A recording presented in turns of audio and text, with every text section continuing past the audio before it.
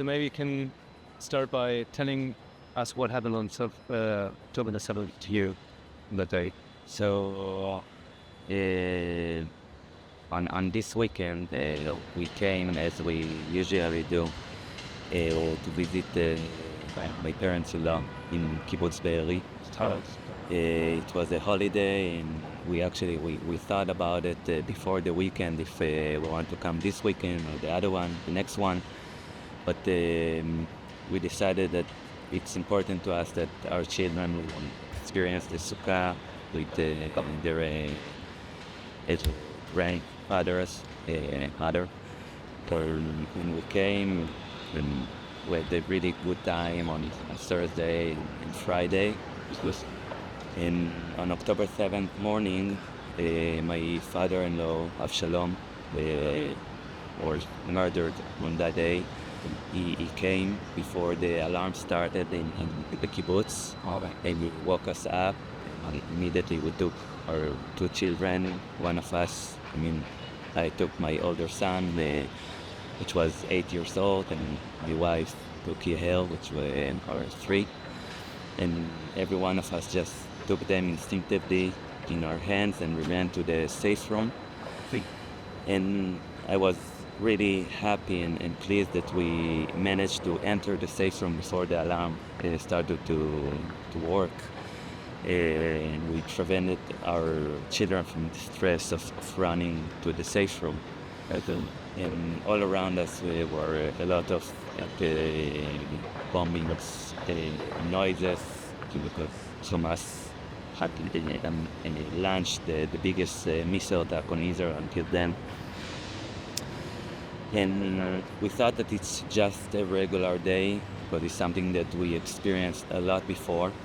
I grew up in this area, my wife also, and my son was born in this kibbutz. We had a lot of missile attacks before.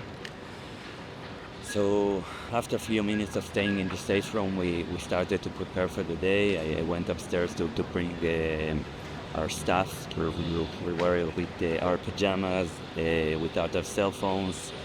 We didn't brush our teeth yet. So I went outside to the second floor to take all of our stuff without knowing that the terrorists already entered the kibbutz. And I came down, and Shalom told me to lock the door. So I asked him if Of the safe room, the door of the safe room. No, it can't be locked. Okay. Yeah, it cannot be locked. It's quite a regular procedure in this area when there is a threat that terrorists May come. no, did come and already past the fence, or the security fence. There is alert in the villages, and then everyone needs to lock the door, to shut off the lights, and to start just to be quiet until the IDF will handle it. So. This time we didn't thought that it's different. I say to myself, okay, so there is like 3, 4, 5 terrorists that are trying to enter. But really quickly we discovered that it's much bigger than that, and we received messages to enter the safe room. And as you said, that there is no locks there, so we needed to put pressure on the handle so it won't be open. We started to hear voices all around us and people speaking Arabic really calmly and laughing and shouting, and I remember myself puzzling what is going on here. How can it be that they are just surrounding our house outside without feeling any threat or any stress? Where is the IDF? What is going on here? I think I was a little bit disconnected from what is going on, and thinking really only on the second thing, on the next thing that we need to do. So we stayed there in the safe room with the lights off, without air conditioning, without anything. in some point they tried to enter the house. They came from the back side and from the garden, and they didn't manage to open it. But I already understood that it's the real deal now, and they are trying to enter. And afterwards, they came from the front, and they broke one of the windows and entered the house. Immediately after they entered, they broke glasses on the floor. So I understood that they know that we are barefoot and just woke up, and they won't let us escape. My father-in-law, Shalom, actually suggested that we'll try to escape. But I knew that in this neighborhood there is only two ways to escape, and both of them are like a corridor. And I told them there is no chance we will be able to escape because they will just shoot on us. They have like a good range with their Kalashnikov. We won't succeed in that. So we just kept in the room. The women and children were under the bed, and Avshalom and me, we just put pressure on the handle.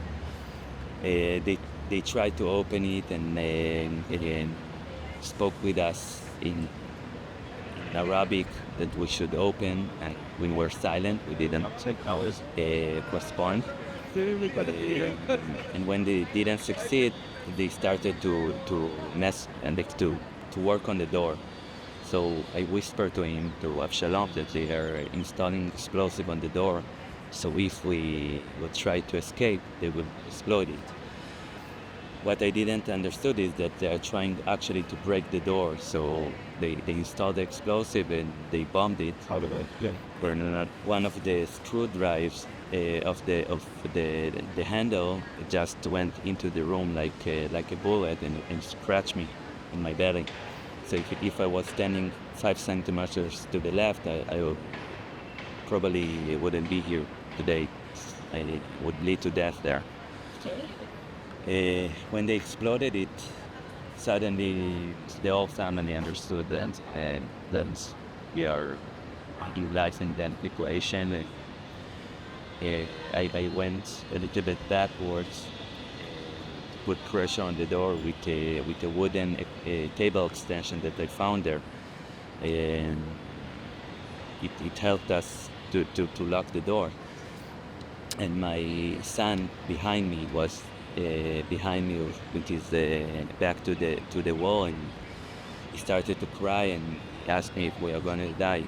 I was focusing on the door, so I say to him boldly and without any compassion or sympathy in that moment that I don't know, because I didn't want to tell him a lie. It's our last moment. He started to cry even more, and then my wife called him to come under the bed, and they stopped trying to open the door, and they came from the outside, and with a shovel, with a tractor, started to break the iron window frame, the safe room. Cool. And eventually they succeeded in opening it. Cool. Suddenly we are I'm standing, and 5 terrorists are gazing into my eye from the outside. And their commander just took his Kalashnikov and started to fire on the bulletproof window. Now I knew that it's a bulletproof window, but I also knew that there is such an amount of bullet that it can hold. And instinctively I understood that if they will open a 10 or 15 centimeters hole in the window, we will need to surrender, because then they can throw grenades inside and just put their Kalashnikov into the room and kill us all. And they did it. They opened this hole in the window, and I told everyone that we are gonna surrender. And my wife, Adi, screamed on me, "No, we cannot surrender, don't do it." But I told her, we have no choice. I mean, it's a game over for us. Only when I came back after 505 days in captivity, I was told that this decision saved our lives. Because everyone in this neighborhood, every one of them were murdered and killed in the same way. They opened a gap in the window and they threw grenades inside and just killed everyone. And this decision to open the window actually saved their lives. So I raised my hands, it was signaling we are surrendering. So they ordered me to open the window, and Tal Shoham opened the window. And they called me first to the window, and I immediately shouted to them that there are women and children in the room. They asked me how many, and I tried to calculate it, and it's really hard to count when you're under such stress. But eventually I told them there are 6 children in the room, but I thought that maybe they would treat them better if they didn't know that there are many children. And again, we were so lucky because our neighbors were murdered, and small children in my children's age were brutally murdered that day, but somehow they decided to take us and not to kill us on the spot. So they pulled me first from the window, and they escorted me on the road to their car, and I was in total shock because what I saw were dozens of terrorists just standing on the road, not doing nothing except of laughing and filming me with their iPhones or cell phones. And it's the first time I felt really betrayed by my own government, my own country, because I could not understand where is the IDF, how can it be that there are so many terrorists inside the kibbutz doing nothing, not fighting, not trying to escape, just standing there. And I was in total shock from what I saw. And in my right, I saw 2 bodies that were executed with a bullet to their head. And I understood that they were caught on their daily walk, because a lot of people doing sport, jogging in the kibbutz. On that moment, I thought that they just caught up in it. I didn't understand. I didn't understand yet the magnitude and the massacre they brought upon our village. So they took me to the car and they threw me into the trunk of this car, and we started to drive into Gaza. Your family were left behind. They were in the safe home. I was so shocked of what I saw that I didn't thought even to look backwards to see what's going on with them. I mean, it was few seconds, and I was seriously in total shock. And so they took me into the car, and we started to drive into Gaza, and Just you? Just me. The first thing I did, I say to myself, I spoke to myself, and okay, Tal, they didn't kill you, so it's mean you are being kidnapped. And like with Gilad Shalit, you will probably be there 5 years or so, something like that, and you should learn really good Arabic, the Islam, and to start to live with them, to try to understand and live their culture. So I immediately went to how to cope with everything, and I tried to communicate with the people in the car. So I asked if there are other hostages there, and they responded, but because there are a lot of noises inside the trunk, I didn't hear them well. Only after I discovered that it was a Yarden, a woman. She's also a German citizen, and her husband and her little daughter. And what I didn't know that we tried to speak, and the terrorists told them that if they won't be quiet, they will kill us all. But I didn't heard it. And we drove into Gaza, and at one point the car stopped, and I heard gunfire. I didn't understand what is going on. They tried to escape, Yarden and Alon, and with their daughter. But Yarden eventually understood that she cannot escape, she cannot run fast enough, so she gave her daughter to the husband, to Alon, and they managed to escape, but the terrorists caught Yarden and brought her back to the car. Now, I knew from action movies that I can open the trunk from within, so I found the screen and I pulled it to see what is going on. But the terrorists came after chasing Alon and their daughter, and he asked me, is everything okay? And I told him yes. So I say, okay, I'm closing now. I say, okay. He closed on me again, and we kept driving into Gaza. I don't know how much time passed, but we entered Gaza, and the crowd, the civilians all around us were cheering and happy and tapped on the car. In some point they stopped the car and they took me out, and the terrorist which pulled me from the safe room, he jumped on the roof of the car and pointed his Kalashnikov on me and told me to kneel downwards. And I could see in his eyes that he have murder in his eyes. I mean, I heard this phrase before, but it's actually true. I can see this intention in people.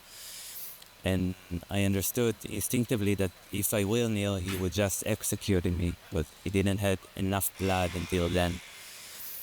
So I raised my hands and I argue with him that I surrender and should not kill me. And he's pointing his Kalashnikov in threat in order me to go down. And we argued like that for half a minute or so. And then the other one came, the other terrorist, and just pulled me from my shoulders, and we started to walk in the street of Gaza. Now, it was really clear in that moment that they don't know where they are going to. I mean, they didn't plan so farther ahead, and they just searched to places to hide us. And the crowd started to come and to see what is going on. Here? No, we walked really fast, so they didn't surrounded us. But I was really afraid that they will do a lynch on us, because this is what they do there. I mean, in any possibility that they have to see Israelis, they just beat us to death. The civilians. Yeah. But then came a police officer on a motorbike, and they argued a little bit. They spoke to each other, and then this terrorist just put me on the bike and came after me. And we started to drive in the main street of Gaza, which it seemed like a parade. Driving in the main street and shouting, we caught a Israeli soldier pig, and everyone was cheering and smiling, and they tried to reach me with sticks and fists, but I was lucky that the driver didn't stay enough time in every location, so they could not reach me. And of course, I'm not a soldier. I'm 40 years old. They kidnapped me from a civilian village. But they prefer to call us soldiers, so they can, in their mind, make sense of the evil that they are doing. So we drove like that for half an hour, and because I was with a pajama and without shoes, in the middle of the bike, I was burned by the exhaustion pipe of this bike, and all I cared is just that it stopped. I mean, that they will finish this nonsense and I could get off with it because it was really hurting. And after a half an hour or so, they came another police car and they put me inside this police car. And then they took me to a safe or hidden place of one of their commander's house. And they shackled me with police-grade shackles, which I will be 34 days after, 24/7 shackled, handcuffed. But I didn't mind. I mean, I survived, and they put me in a hidden place, which I understood that also the civilians don't know where I am, so nobody can hurt me now. And they left me alone for a few minutes, so I stood up and started to walk in the room and started to make sense of everything that happened. And this is the first time I actually had the time to think about my own family and my wife, my children, and what happened to them. I really hope that they were kidnapped also, but I could not rule out that they were murdered on that day, because on the second and third day I received the radio. I told them that I will listen to the Israeli radio and tell them what the Israelis are saying. So they were so pleased about the massacre they did there that they really wanted to hear. So they gave me the radio, and I heard like really, really horrific stories of people that came soon after the attack and what they saw them. And I was really fearful that my wife and my two children suffered the same fate. But you were informed all the time? I mean, they left the range. Did you have access to information all the time? No. Your captivity was just in the beginning that you... Because they wanted to hear what the reaction was. So they wanted to hear, but afterwards they didn't let me use the radio, and from time to time I tried to convince them.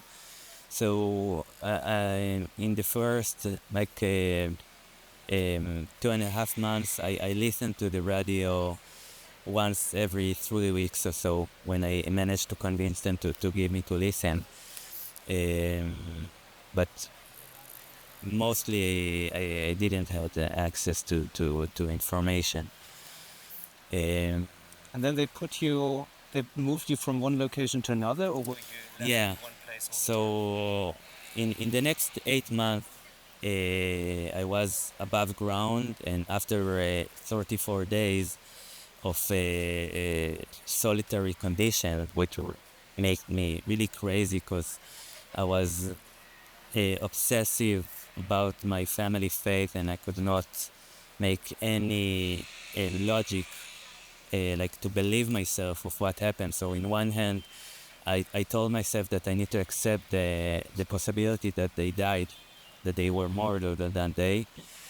And on the other, I wanted to hold the hope that they were released, not even kidnapped, but released in Be'eri.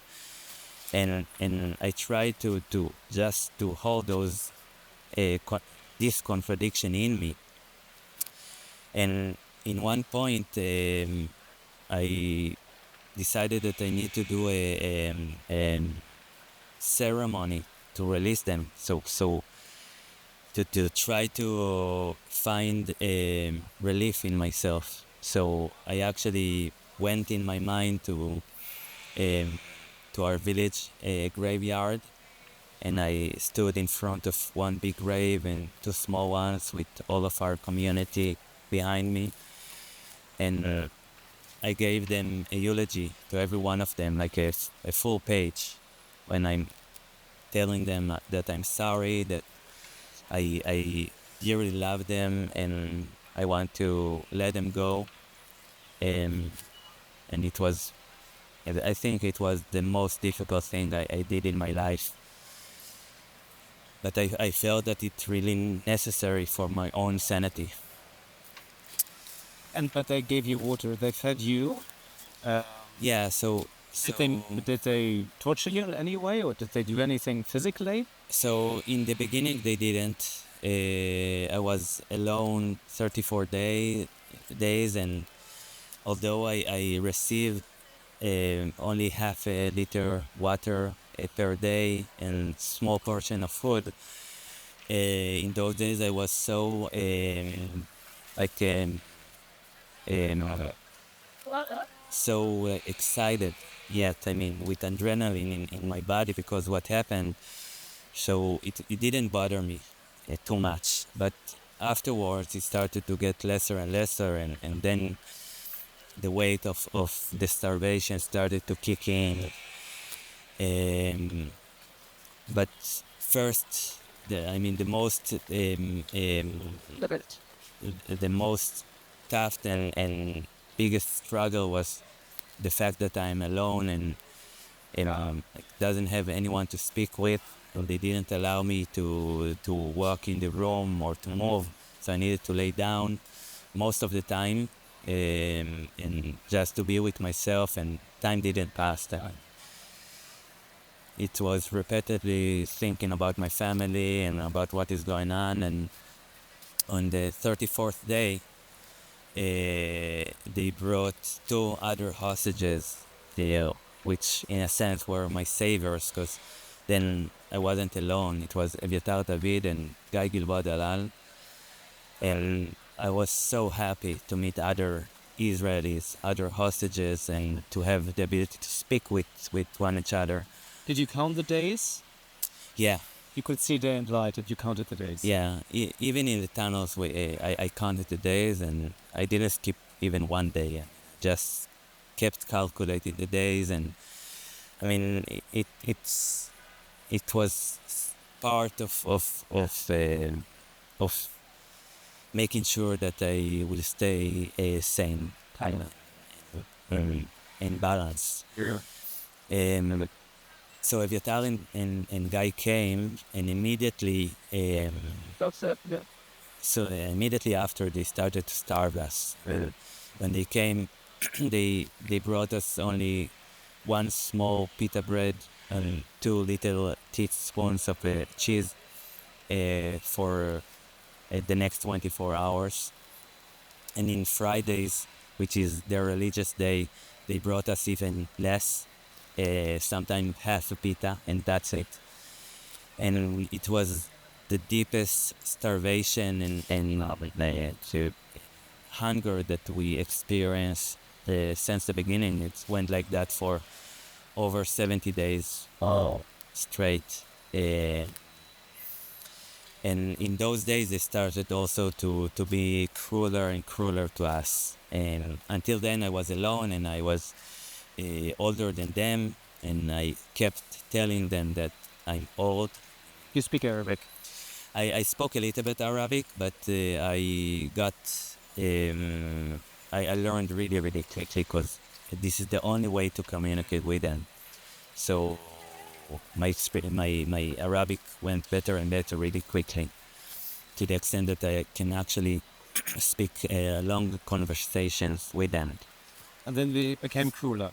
Yeah, but one of them particularly, which was the commander in this house, and he used to come a few times every day, and in the afternoon he came and sat in their living room. Our room was one of his children's room, and he did what we call the daily humiliation process, which he called us one by one, made fun about guys and Vyatar's friend that were murdered on the Nova, because he claimed that he murdered 10 people in the Nova. And he used to ask them, how was the Nova Festival, and doing like shooting noises and laughing. And then he would ask us questions and just slap us or beat us. And if it would take like 10 minutes, we were happy on that day. But sometimes it could be an hour and a half every day.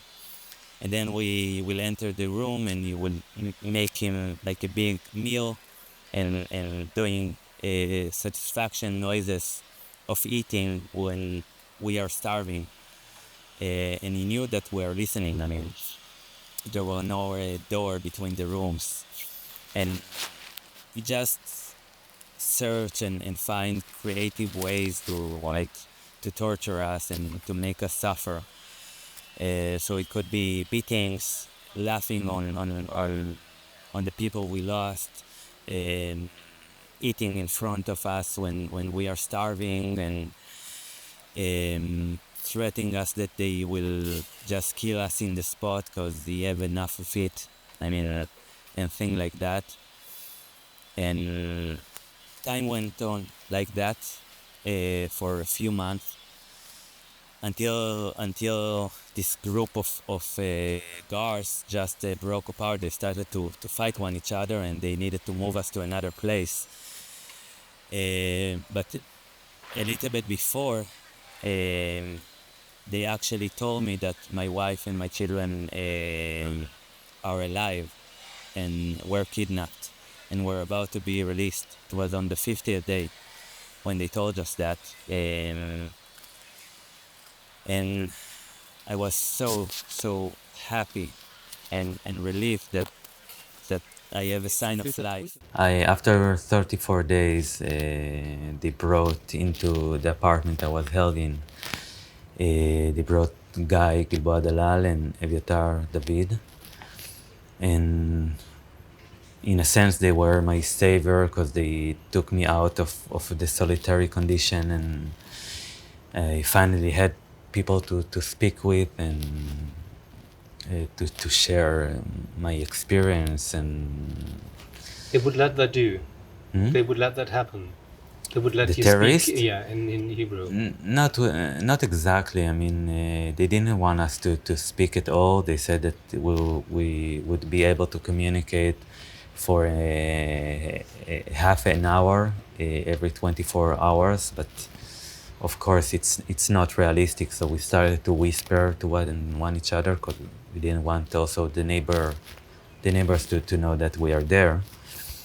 And they started to accept the fact that we are speaking. But mostly in the afternoon, they told us to be quiet. They were afraid that the IDF can hear us from the airplanes and things like that. So, how did you experience the terrorists? I mean, were they full of hatred all the time towards you? Was there some sort of interaction on a normal level whatsoever? How was it?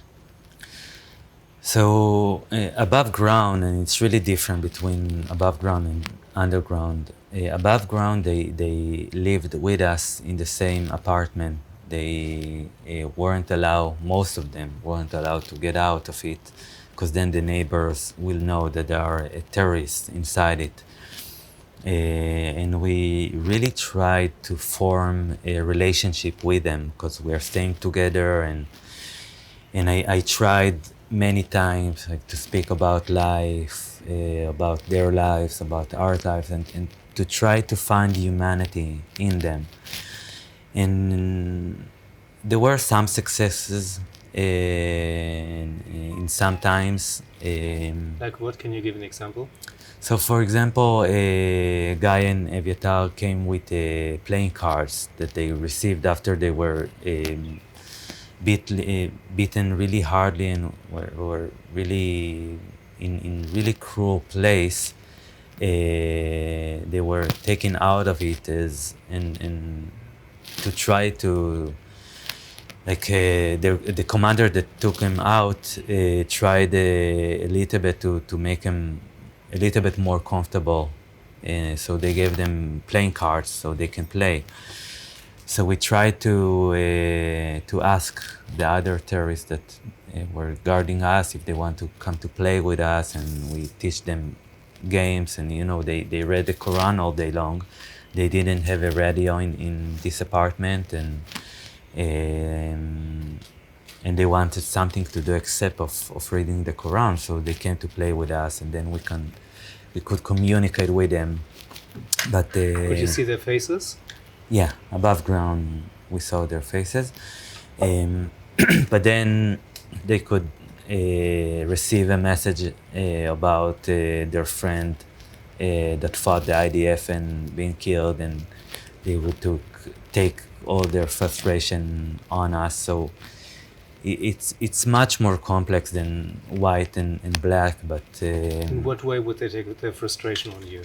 Sorry, we have such a disturbance. בטח המיקרופון קצת השתחרר. יכול להיות, כן, רגע. וזה כל הזמן עושה איך. כן, אתה רואה. כן, כן, יכול לתפוס. אוקיי. סליחה. Go. So they receive a message someone was killed, and then they would do what? So they could shout on us and prevent us food and things like that. And as I described, there were one of them particularly that took it much more to the extent that beating us physically and trying to inflict us psychologically and emotionally. And just trying in everything in their power to make us suffer without leaving bruises on us. So he could eat in front of us his big meals, and whilst we getting only one small pita bread for the next 24 hours. So that means one moment they could be friendly towards you, and the next they were hostile. Yeah. And that was above ground. And underground? So on June 2024, they told us that we need to move to another place, to a doctor house. And we were really happy because doctors are rich in Gaza, and they told us that there will be streaming water and we could get showers. Until then we showered only once every 7 or 14 days. And there will be even a fridge there and electricity, and we were really happy that we'll receive more food. But then they took us out on June 13 into the street, disguised as Palestinians. They shaved our mustaches, and we had like a big beard. And they gave us new clothes, and we went into the street, every one of us with a terrorist with a pistol concealed in his pants. And we walked, every one of us separately walked in the street for 10 or 15 minutes, and then we were picked up by a Red Crescent ambulance full with other terrorists inside it, at least 4 of them, or 3 or 4 of them. They immediately put a corona mask on our eyes, so I didn't see who is in the front except of the driver. But the people that were at the back were full armed inside an ambulance. And they blindfolded us, and we drove I don't know how much time. Then the ambulance stopped, and they ordered us to get out. And we went downhill, and suddenly the atmosphere changed. So I realized we entered the tunnel. And I really wanted to believe that we will walk in the tunnel, and soon after we will exit from a different exit and go to the doctor house. But we just kept walking inside this tunnel for more than 2 hours. Evyatar lost his glasses on October 7th. One of the terrorists took it down and broke it, so he could not see anything. And we just walked like that, falling from the holes in the ground, because it's not like, it's a tunnel in the end. And eventually they stopped us, and we heard them speaking. בסדר? We heard them speaking with another hostage, and then I realized that they lied to us, and they are putting us inside a tunnel with another hostage, Omer Venkert.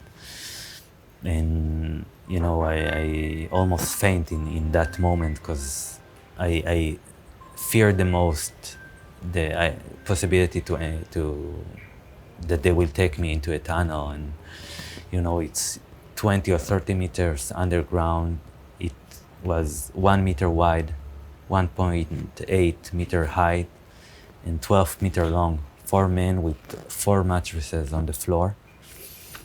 And the oxygen deprivation was so high that even Omer, that been there alone since October 7, he could not breathe well in the first few weeks. I mean, we didn't speak, we slept most of the time because we didn't have air to breathe. And the humidity is so high because it's blocked from both sides that our clothes were clinging into our skins, and with all the dirt, because there is only concrete and sand inside the tunnel, and with the dirt it was really awful. And they gave us a shower and replacement of clothes only one every 21 days in average, sometimes even more than in a month, which made a lot of skin diseases on us. It took me few weeks only to be able to live there, because every time I thought about it, about the fact that I'm in a tomb underground, the walls just collapsed on me and I could not breathe, and it was really, really hard. And the terrorists there are they are like a military unit, and they keep digging tunnels every day, all along. I mean, they didn't stop to even one day to dig tunnels. So they would come once every 24 hours to bring us a little bit of food and water, to scream on us, to beat us, mostly the young, Omer, Evietar, and Guy, to try to confuse us with the time, because they didn't allow us to know what is the time and what is the date. And just to mess with our minds and to try to inflict the most pain and suffer that they can to do so. For example, once they set up fire in front of the iron door that was closing on us, and they directed the smoke into the tunnel. And we almost suffocated to death. I mean, we needed to lay down, and it was to the extreme that I thought that if they will keep like that for 15 minutes more, we would just suffocated.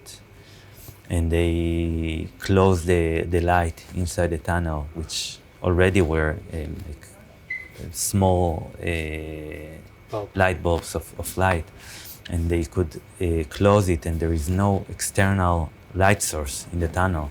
So we were laying in this internal darkness for 12 hours sometimes even 15 hours. And we had a hole in the ground served as a toilet, and even to go there when it's dark, it's life-threatening, because if you're falling into the pit hole, you can die there. I mean, nobody would come. They are not there. I mean, they will come only after 24 hours. They sometimes gave us an unprepared pasta and ordered us to eat it. And then in this specific occasion, they took Guy and put him with his back to the wall and put a corona mask on his eyes and told him just to stand there for a few hours.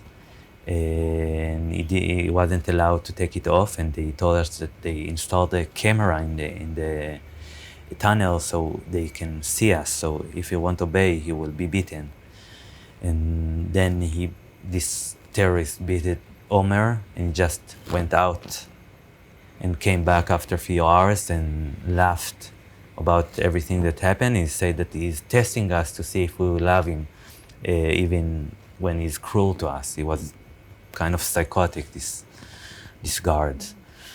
And it went like that for 8.5 months underground. Yeah. And then eventually, how did you know that you would be freed?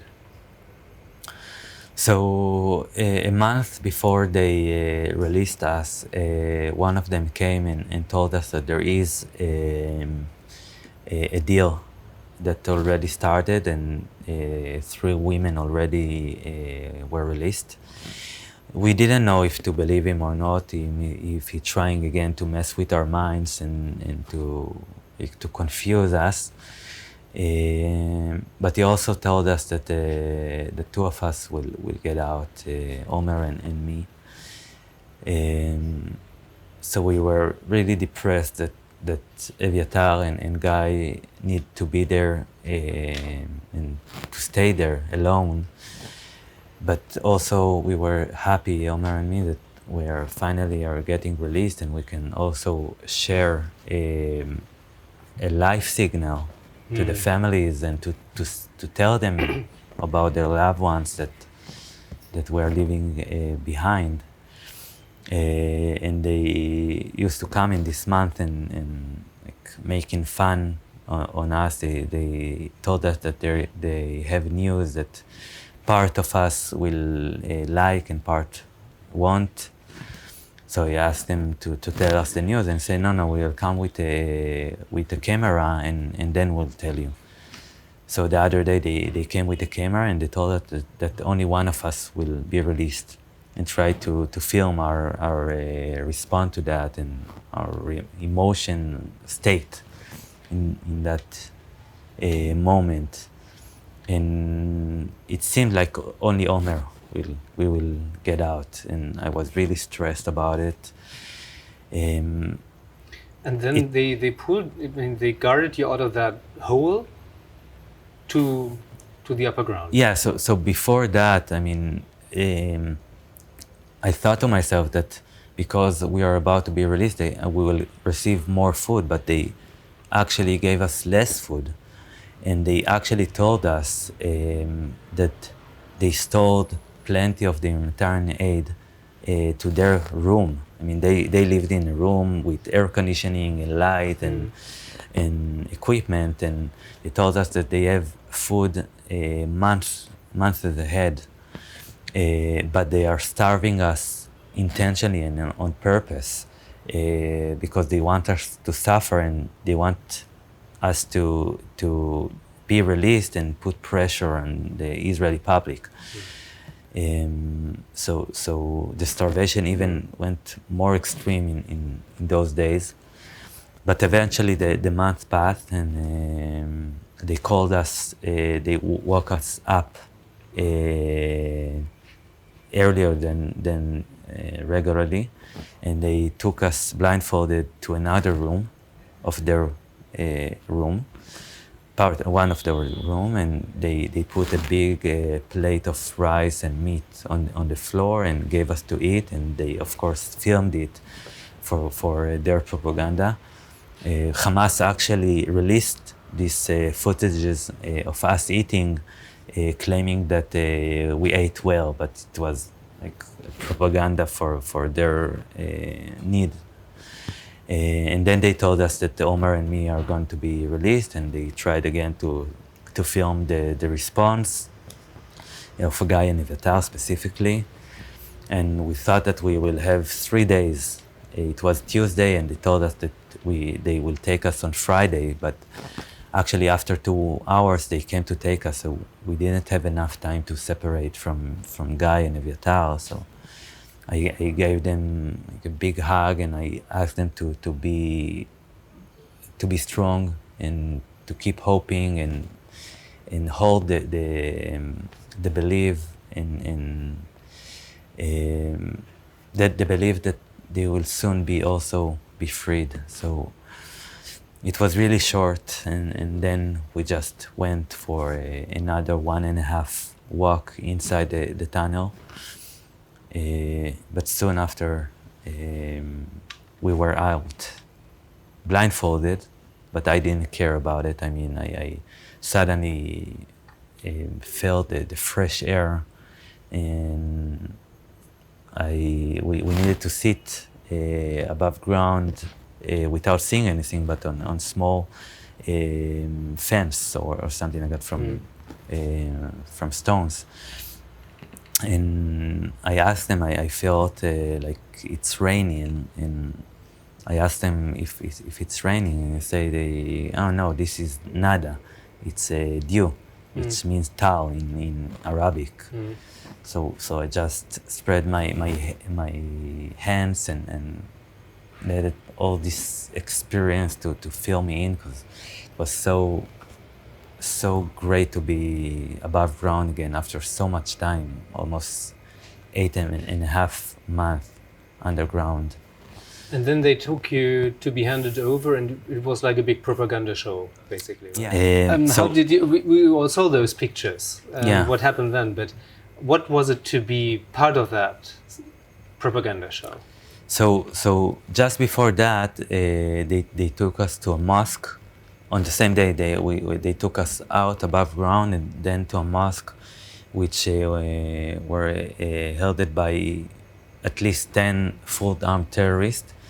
And they made a video of us, every one of us separately, answering questions in Hebrew that they asking, like who won the war, and how Hamas treated us, and of course we lied. I lied their lies because I'm in their custody. And then I thought to myself, okay, now it's finished. They will take me to an apartment and I will have a shower and thing. But eventually they took us to even worse tunnel than the tunnel we were held in. I mean, there were cockroaches on the ground and thin, really thin mattresses and garbage everywhere. And I was so puzzled and frustrated. I asked, this is what Hamas actually want us to remember when we will speak with the public outside?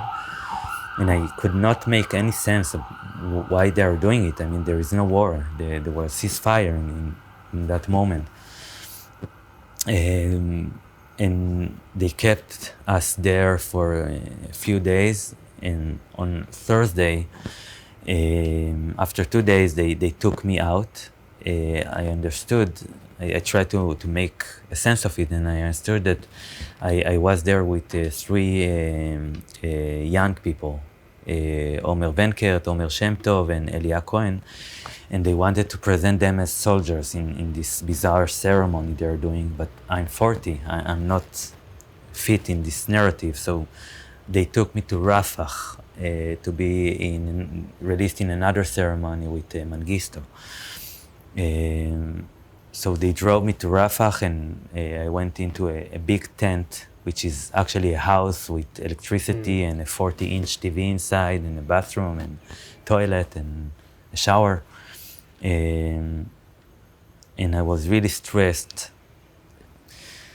to have some confirmation, like media confirmation, that we are actually going to be released soon.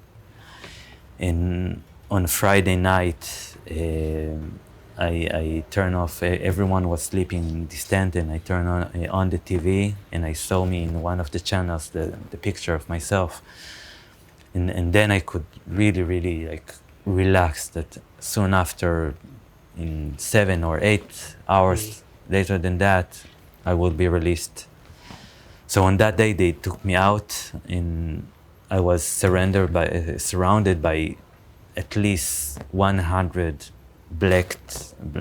full black, armed people, terrorists. But I knew that they are not there to hurt me. And they walked me in Rafah, giving me chocolate for the video, of course. And then they asked me to speak on the stage. And this person came to me and asked if I can speak and tell how well Hamas has treated me, and how well they protected me, and how like decent they are. And I said, of course, whatever you want. I mean, I don't care. I'm going home. And then he came again after half a minute and said, just tell the truth about what happened. I say, sure, your truth of it. I don't care. I mean, whatever you want. So we went there, and there was a big crowd, like civilians cheering for Hamas, and they took us on the stage, and I spoke few words, and then I went into the ICRC vehicle, and I knew that really, really soon after, all this craziness and like bizarre reality is gonna be over. But, well, not but, how do you look at these people, the terrorists, the people in Gaza? How did you look at them before and after that experience? And So, before October 7th, I really believed that there could be a coexistence and even peace between the Palestinians and the Israelis, and we can live together. I thought that if Israel will motivate them economically to build Gaza, to build the West Bank, to have like the luxury that we have in the West, they will do it, and they will prefer that than terror. But what I saw, and I met a lot of Hamas people in Gaza, what I saw that they are growing up since they are born on pure hatred for Jews and for Israelis. They are saying really implicitly that their mission is to annihilate every Jew in Israel, and they won't stop until they will succeed. They cherish death, not living, as we do. And for them, if they will die in battle, they will go to heaven. And if a civilian will die, they succeeded twice, because first he will go to heaven, and second, it will be negatively seen to Israel in the international community. So they are deliberately like planning where to be near a big population of civilians. If it's in apartment without the neighbors knowing that there are terrorists inside it, or in ambulances or hospitals and mosques. I mean, there is no place or a tool that they will use to inflict misery and pain. But this is Hamas, or is it? This is Hamas. And what about the civilians? So you had contact. I didn't meet civilians inside Gaza, but what I heard from the Hamas people is that everyone is growing up on the same values. So it won't be effective to try to make them economically stronger, because they don't want to live in peace with us. They want to conquer Israel and the whole of the land of Israel, and actually beyond Israel to Jordan and Egypt and other places. They're not speaking about it because they don't want to have a conflict with other Arabic nations. But I saw the maps that they hold in the houses, and it's much bigger than Israel. And I'm afraid that at least in this generation, it's not possible. I mean, they need to change their education system first before they can be in a real process of peace. How do you cope with this? Can you sleep at night? Yeah. So my whole work and processes inside the captivity, inside Gaza, was to keep myself balanced and intact. And I used to say it time after time again to Guy and Evitar that our job is not to release ourselves or to find ways to construct a deal between Israel and Hamas. Our only job and only objective is to wake up in the morning, to find ways to handle the suffer and the misery that these terrorists, those evil people are trying to inflict upon us. and to find the strength from within to go to sleep and to do it again and again and again. And this is the only thing that we need to do. And I think I was quite successive in doing so. So I sleep well at night, and I have a beautiful family to take care of, which is really helpful. And I feel that I'm already quite I'm quite back to normality in my own life.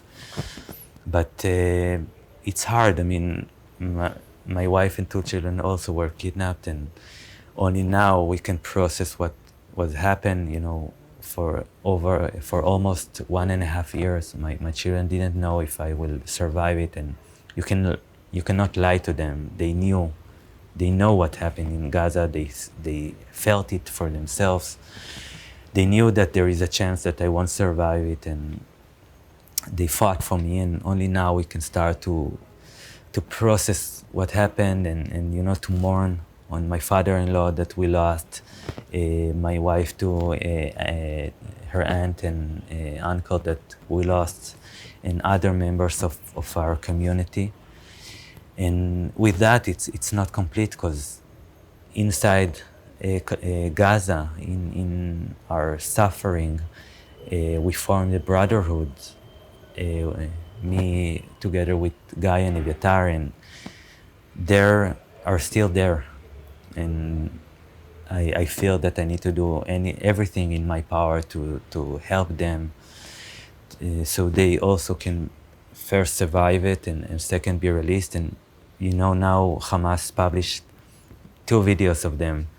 One of Eviatar, which is deeply and extremely starved, to the extent that he's looking like a Holocaust survivor. And it surprised me so much, because I thought that they will receive much more after we were released. And he was in real a life and death situation, and life threat already months and a half ago. And I'm afraid that he didn't survive it. I mean, he was really in bad shape.